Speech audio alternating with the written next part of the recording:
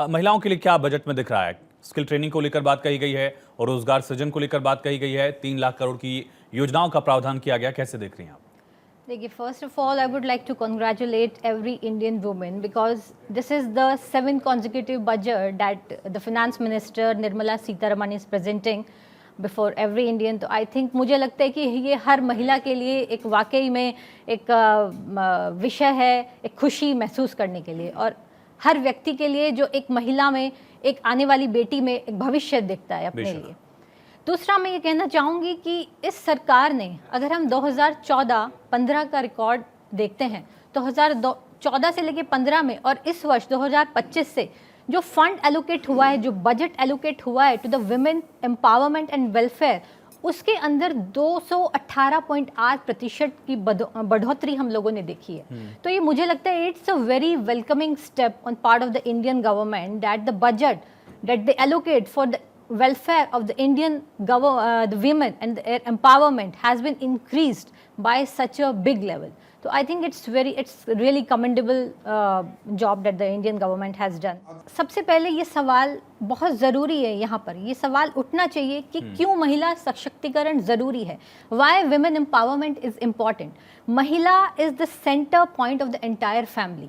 वो पूरे परिवार, पूरे समाज का एक केंद्र बिंदु होती है। पूरा समाज, पूरा परिवार उसी के चारों तरफ घूमता है। अगर एक महिला सशक्तिकरण में स्वाति जी, आपका एक पहलू अधूरा रह गया था। आपने बताया कि महिलाएं जो हैं किसी भी परिवार के लिए एक सेंटर की तरह होती हैं, इसलिए उनके लिए जो भी प्रावधान किया गया है वो पूरे परिवार पर असर डालेगा, पूरे परिवार पर असर डालता है। और एक शिक्षित महिला, एक आत्मनिर्भर महिला, मुझे लगता है कि वो मजबूत रूप से शिक्षित और आत्मनिर्भर बच्चों को भी बड़ा कर सकती है। A well educated, literate and independent mother would raise better kids, I would से।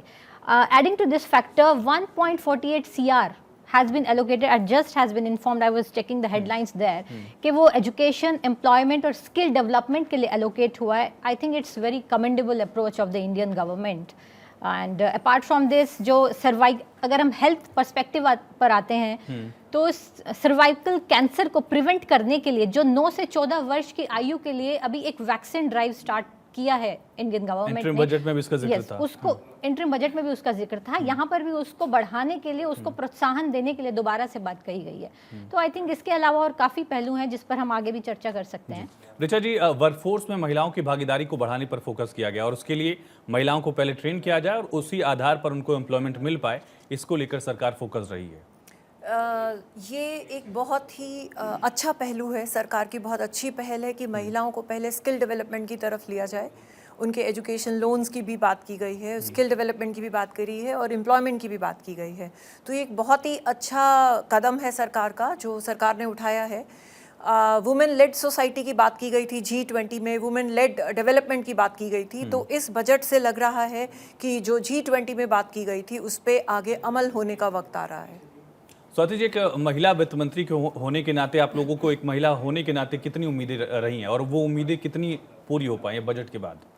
देखिए, मुझे लगता है कि सरकार निरंतर इस प्रयास में है कि कैसे इस देश को बेहतर बनाया जाए, कैसे महिला को सशक्त बनाया जाए। तो जैसे मैंने आपको शुरुआत में ही अपनी बात में बताया कि 2014 से 15 का अगर हम बजट देखें, that was allocated towards empowerment and welfare of the women, it has increased by 218.8%।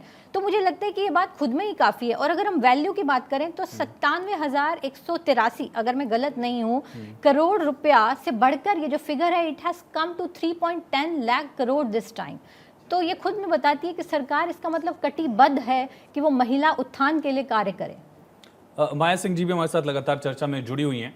माया सिंह जी, एक तो ये है कि जो खास महिलाओं को ही प्रोजेक्ट में ध्यान में रखकर ये प्रोजेक्ट्स हैं या योजनाएं हैं रखी गई हैं, इसके अलावा वुमेन सेंट्रिक तमाम योजनाएं भी हैं। अगर घर मिल रहा है किसी महिला को या परिवार को, तो उसमें नाम जो है वो महिला का है।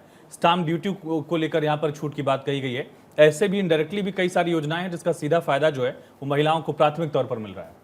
देखिए, हमने पिछले बहुत सारे समय से देख रहे हैं, 3rd टेन्योर है मोदी जी का, और इसमें हमने देखा है कि इसमें विशेषकर पहले में, दूसरे में, तीसरे बजट में अगर महिलाओं की बात करें तो मोदी जी ने भरसक प्रयास किया है महिलाओं के लिए कुछ विशेष तौर से उनको देने के लिए। अब चूंकि महिलाएं, जैसे मैडम ने, स्वाति ने कहा कि महिलाएं केंद्र बिंदु होती है हर चीज़ की, वो एक नींव का पत्थर होती हैं, चाहे वो सृष्टि की सर्जना करती हैं, समाज की करती हैं, चाहे अपने चारों तरफ संस्कृति और सभ्यता का एक दायरा बनाती हैं। महिलाओं को अगर ऊपर करने में मोदी जी ने बहुत सारे अभियान चलाए, लेकिन मैं समझती हूँ कि शहरों महिलाएं सशक्त हैं। मैं देखिए इसमें हमेशा से ये कहती रही हूँ, महिलाएं सशक्त हैं। महिलाओं को सशक्तिकरण की आवश्यकता तो है ही नहीं, क्योंकि हम अपने आप में सशक्त हैं, सक्षम है, चाहे वो ग्रामीण महिलाएं हों चाहे वो शहरी महिलाएं हों।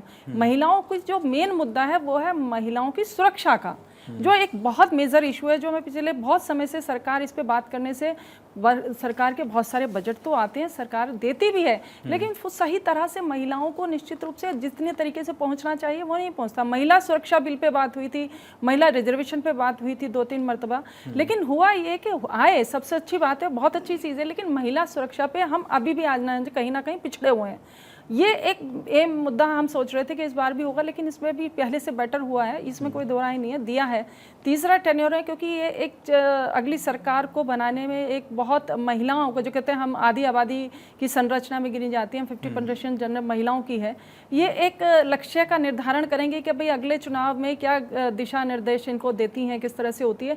क्योंकि आज के समय में चाहे ग्रामीण महिलाएं देखिए, पहले ग्राम पंचायत की महिलाओं की अगर हम बात करें, पहले से निकलकर बहुत ज़्यादा आई हैं महिलाएं, चाहे वो अलग बात है, मैंने पहले भी कहा है कि महिलाएं ग्राम पंचायत के इलेक्शन लड़ती हैं, प्रधान बनती हैं, लेकिन कहीं ना कहीं उनके पीछे उनके पुरुष होते हैं, वो एक तरह की डमी साबित हो जाती है। मैंने बहुत जगह देखा है, क्योंकि रिजर्वेशन महिलाओं का जहां दुरुपयोग होता है वो पुरुष प्रधान समाज ही करता है, उस पर हमें कट्टर रूप से भरसक प्रयास करना चाहिए। इशू हो गया, ये सामाजिक इशू है। बजट की भी बात करें, हाँ। बजट में बहुत सारी, जैसे अभी मैडम ने कहा, ये चीज है, मैंने पहले भी कहा था कि हमें महिलाओं को जो सबसे इंपॉर्टेंट होता है बच्चों की शिक्षा का, जिसमें उसमें इंप्रूवमेंट है। मिडिल क्लास के लिए बहुत अच्छा तोहफा है कि उन्होंने टैक्स में रिबेट हुआ, ये चीज़ें बहुत इंपॉर्टेंट रही पहले, जो क्योंकि खासकर जो महिलाएं वर्किंग महिलाएं जिनका इस स्लैब में आती हैं बहुत हैं, जिनको अपनी रसोई की चिंता रहती है, तो थोड़ा सा ये एक सपोर्टिव एक्ट है उनकी महंगाई की उसमें देखने के लिए कि भाई उनको राहत मिलेगी। एक हमेशा हेल्थ इशू की बात हो रही थी, मेडिकल उसमें बात कर रही थी, एक मेडिकल पे महिलाएं बहुत, मेडिकल है, शिक्षा है, मेडिकल पे अभी भी हम लोग डरती हैं, क्योंकि अभी भी हमारा मेडिकल देश के अंदर बड़ा महंगा है। ये पहले भी मुद्दे उठते रहे हैं कि ये सरकार को इस पे निश्चित रूप से जो मेडिकल और इंश्योरेंस है, इस पॉलिसी पे काम करना चाहिए। कहने को हम इंश्योर्ड होते हैं मेडिकल हेल्थ में, लेकिन वहाँ पे हम लोग को जितना सफ़र करना पड़ता है महिलाओं को, कोई भी बीमार रहे, खासकर महिलाएं, परिवार की जो दूरी होती है, केंद्र बिंदु होता है, वो बहुत सफ़र करती हैं। तो सरकार को एक स्ट्रॉन्ग बिल लाना पड़ेगा जो हमारा हेल्थ इश्यूज़ हैं और जो हमारा इंश्योरेंस है। कल भी मैं कहीं डिस्कशन कर रही थी, एक तरह का स्ट्रॉन्ग रैकेट बन गया है जिसको हम डिस्कशन हमेशा करते हैं। इस पर अभी आज चर्चा नहीं हुई बजट में, वो देखने वाला था कि हम उस पर सोच रहे थे आएगा। बाकी और भी बहुत 2-3 चीज़ें निकल के आई जिसको अभी हम लोग अभी देख रहे थे कि आगे देखते हैं कि जैसे आपने बोला महिलाओं को जो हम लोग प्रॉपर्टीज़ होती हैं रिबेट उसमें भी मिलता है, लेकिन वो इतना नहीं मिलता। आप देखते हैं कितना बढ़ा है, कितना स्टैंप ड्यूटी में, लेकिन वो कम मिलता है, फिर भी लोग अभी भी झिझकते हैं। देखिए पुरुष प्रधान सोच है, इसीलिए उसको मोदी जी ने एक्टिवेट कराया कि लोग महिलाओं के नाम कराएं, प्रॉपर्टीज कराएं, क्योंकि रिबेट है लेकिन उतना नहीं है कि फिर वो सोचते हैं टोटल अमाउंट पे 10,000 रुपीज का रिबेट मिलता है, जितना भी आप करें, तो वो बहुत बड़ा नहीं है। लेकिन अब देखते हैं कितना बन के आएगा, जैसे रिचा जी ने बोला, तो अब देखेंगे आगे कितनी अच्छी चीजें मिलेंगी महिलाओं को, उस पर डिस्कस करा जाएगा।